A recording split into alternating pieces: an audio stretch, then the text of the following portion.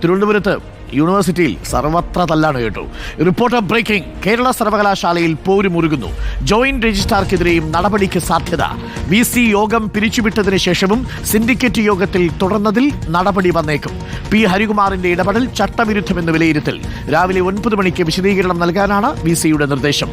Doctor Anilkumar രജിസ്ട്രാറായി വീണ്ടും ചുമതലയേറ്റതിലും VCക്ക് അതൃപ്തിയുണ്ട്. ഹർജി ഇന്ന് ഹൈക്കോടതിയിലുണ്ട്. കോടതി തീരുമാനവും നിർണായകമാണ്. ചുരുക്കത്തിൽ ഇനി ജോയിന്റ് രജിസ്ട്രാറെ കൂടി അങ്ങ് സസ്പെൻഡ് ചെയ്ത് കഴിഞ്ഞാൽ, അങ്ങനെ ഓരോരുത്തരെയായി സസ്പെൻഡ് ചെയ്ത് കഴിഞ്ഞാൽ സർവകലാശാലയിൽ ഒടുവിൽ VCയും ഇപ്പോൾ ചുമതലയുള്ള താൽക്കാലിക VCയും ഗവർണറും മാത്രമേ അവശേഷിക്കത്തുള്ളൂ. ഇതെന്താണ് സംഭവിക്കുന്നത് എന്ന് മനസ്സിലാവുന്നില്ല. ഗോപാൽ ശീലാസലിൽ ചേരുന്നുണ്ട്. Gopal, very good morning Gopal. എന്തുകൊണ്ട് തിരുവനന്തപുരത്തൊക്കെ വിശേഷം? പാളയത്ത് യൂണിവേഴ്സിറ്റി ക്യാമ്പസ് ആണ് ഇപ്പോൾ കേരളത്തിന്റെ വാർത്താ കേന്ദ്രം എന്ന് പറയുന്നത്. ഇങ്ങനെ അടുത്തത് ജോയിന്റ് രജിസ്ട്രാർക്കെതിരെയാണോ നടപടി വരാൻ പോകുന്നത്? ആദ്യം രജിസ്ട്രാർ, പിന്നെ ജോയിന്റ് രജിസ്ട്രാർ, ഇങ്ങനെ ഓരോരുത്തരെയായിട്ട് സസ്പെൻഡ് ചെയ്ത് കളിക്കാൻ പോവുകയാണോ നമ്മുടെ വൈസ് ചാൻസലർ? എന്താ സംഭവിക്കുന്നത് സർവകലാശാലയിൽ Gopal? Doctor Arun, good morning. Arun സൂചിപ്പിച്ചതുപോലെ തന്നെ കയ്യിൽ കിട്ടുന്നവരെ എല്ലാം പിടിച്ചങ്ങ് സസ്പെൻഡ് ചെയ്യുക എന്നതാണ് ഇപ്പോൾ കേരള യൂണിവേഴ്സിറ്റിയിൽ കണ്ടുവരുന്ന കാഴ്ച. മിണ്ടിയാൽ സസ്പെൻഷൻ, മിണ്ടിയാൽ നടപടി എന്ന രീതിയിലേക്ക് കാര്യങ്ങൾ പോകുന്നു. ഇന്നലെ അടിയന്തര സിൻഡിക്കേറ്റ് യോഗം ഇന്ന് ഹൈക്കോടതിയിൽ സത്യവാങ്മൂലം നൽകുന്നതുമായി ബന്ധപ്പെട്ട് സർവകലാശാലയിൽ ചേർന്നു. ആ സർവകലാശാല സിൻഡിക്കേറ്റ് യോഗത്തിലാണ് VCയുടെ വിയോജനക്കുറിപ്പോടുകൂടി VCയുടെ നടപടികളെ അവഗണിച്ചുകൊണ്ട് സിൻഡിക്കേറ്റ് ഇത്തരത്തിൽ KS അനിൽകുമാറിന്റെ സസ്പെൻഷൻ റദ്ദാക്കിയതും അത് സംബന്ധിച്ച വിശദമായ സത്യവാങ്മൂലം ഹൈക്കോടതിയിൽ നൽകാൻ ഒരുങ്ങുന്നതും. എന്നാൽ ഈ പ്രമേയം പാസ്സാക്കാനായി ഇടത് സിൻഡിക്കേറ്റ് അംഗങ്ങൾ തീരുമാനിച്ചതോടുകൂടി തന്നെ താൻ യോഗം പിരിച്ചുവിട്ടു എന്ന് കാണിച്ചുകൊണ്ട് വൈസ് ചാൻസലറുടെ ചുമതലയുള്ള സിസ തോമസ് യോഗത്തിൽ നിന്ന് ഇറങ്ങിപ്പോവുകയാണ്. വിഷയം അതല്ല. ഇപ്പോൾ സിസ തോമസ് ഇറങ്ങിപ്പോയതിന് ശേഷവും യോഗത്തിൽ തുടർന്ന് താൽക്കാലിക വൈസ് ചാൻസലറുടെ ചുമതലയുണ്ടായിരുന്ന ജോയിന്റ് രജിസ്ട്രാർ ഡോക്ടർ P. ഹരികുമാറിനെതിരെ ഇപ്പോൾ അച്ചടക്ക നടപടിക്കുള്ള കോപ്പുകൂട്ടുന്നു എന്നതാണ് നമുക്ക് മനസ്സിലാക്കാൻ സാധിക്കുന്നത്. കാരണം VC യോഗം പിരിച്ചുവിട്ടതിന് ശേഷം ആ യോഗത്തിനോ ആ യോഗത്തിലെടുക്കുന്ന തീരുമാനങ്ങൾക്കോ യാതൊരുവിധ നിയമസാധുതയുമില്ല. അങ്ങനെ ഇരിക്കെ താൽക്കാലിക രജിസ്ട്രാർ തൻ്റെ പദവി നിർവഹിക്കുന്നതിൽ അല്ലെങ്കിൽ തൻ്റെ ചുമതലകൾ നിർവഹിക്കുന്നതിൽ വലിയ വീഴ്ച ഉണ്ടാക്കി എന്നതാണ് ഇതുമായി ബന്ധപ്പെട്ട് VCയുടെ വിലയിരുത്തൽ. താൽക്കാലിക രജിസ്ട്രാറുടെ സാന്നിധ്യത്തിലാണ് ഇത്തരത്തിൽ ഡോക്ടർ KS അനിൽകുമാറിൻ്റെ സസ്പെൻഷൻ പിൻവലിച്ചത്. അത് തികച്ചും ചട്ടവിരുദ്ധമായിട്ടുള്ള നടപടിയാണ് എന്നും അതുകൊണ്ട് തന്നെ അത് അച്ചടക്ക നടപടിയിലേക്ക് നീങ്ങുന്ന തരത്തിലേക്ക് കാര്യങ്ങളെ കൊണ്ടുപോകുന്നു എന്നും ഇപ്പോൾ നമുക്ക് മനസ്സിലാക്കാൻ സാധിക്കുന്നുണ്ട്. എന്താണ് ഇന്നലെ താൻ അവിടെ നിന്ന് ഇറങ്ങിപ്പോയതിന് ശേഷം സംഭവിച്ചത് എന്ന കാര്യത്തിൽ വിശദമായ റിപ്പോർട്ട് തയ്യാറാക്കി നൽകാനും അത് ഇന്ന് 9 മണിക്ക് മുൻപ് ഇമെയിൽ മുഖാന്തരം VCക്ക് നേരിട്ട് നൽകാനുമാണ് സിസ തോമസ് ഉത്തരവിട്ടിരിക്കുന്നത്. ഈ നൽകിയ കുറിപ്പിൽ എന്തെങ്കിലും തരത്തിലേക്കുള്ള വീഴ്ച ഈ നിർദ്ദേശം പാലിക്കുന്നതിൽ ഉണ്ടായിക്കഴിഞ്ഞാൽ അത് കർശനമായ അച്ചടക്ക നടപടിയിലേക്ക് നയിക്കുമെന്നൊരു താക്കീത് കൂടി VC സിസ തോമസ് നൽകുന്നുണ്ട്.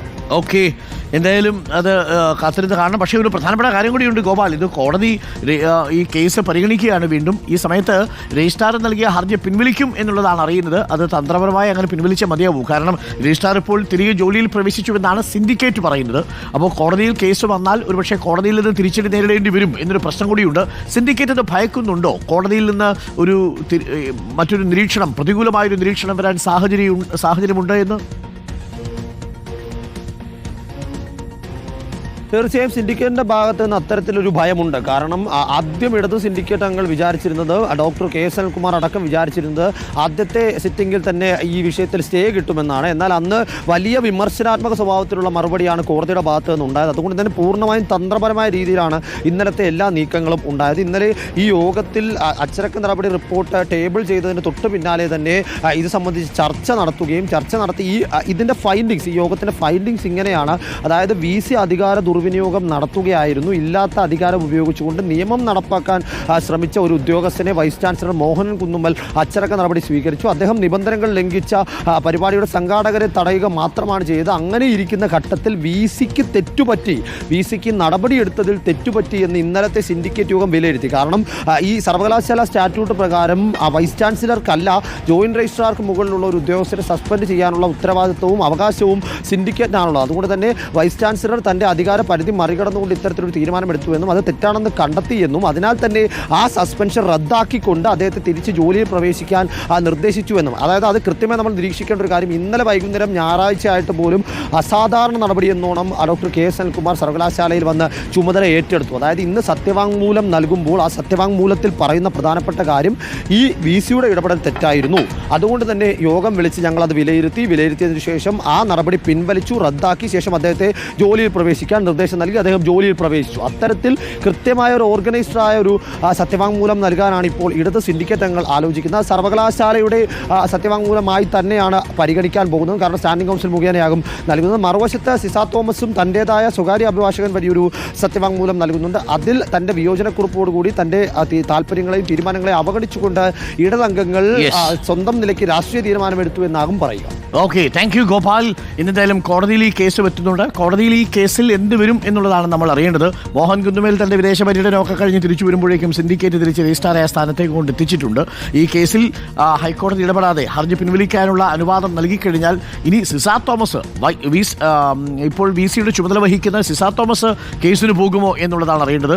എല്ലാം രാജ്ഭവനിൽ നിന്നുള്ള നിർദ്ദേശത്തിനനുസരിച്ച് ആജ്ഞാനുവർത്തികളായി പ്രവർത്തിക്കുന്ന ഒരു വി സിയെയും വി സിയുടെ താൽക്കാലിക ചുമതല വഹിക്കുന്ന സിസ തോമസിനെയുമാണ് നമ്മൾ കണ്ടത്. BJP അംഗങ്ങൾക്കൊപ്പമാണ് സിസ തോമസ് ഇറങ്ങിപ്പോയത് ഇന്നലെ. അതെല്ലാം നമ്മൾ കണ്ടു. ആ കാഴ്ച നാടകീയമായ രംഗങ്ങൾക്കൊടുവിലാണ് ഒടുവിൽ സിൻഡിക്കേറ്റ് തന്നെ ചെയർപേഴ്സണെ തെരഞ്ഞെടുത്ത് തീരുമാനമാക്കിയത്. എന്തായാലും കാത്തിരുന്ന് കാണാം.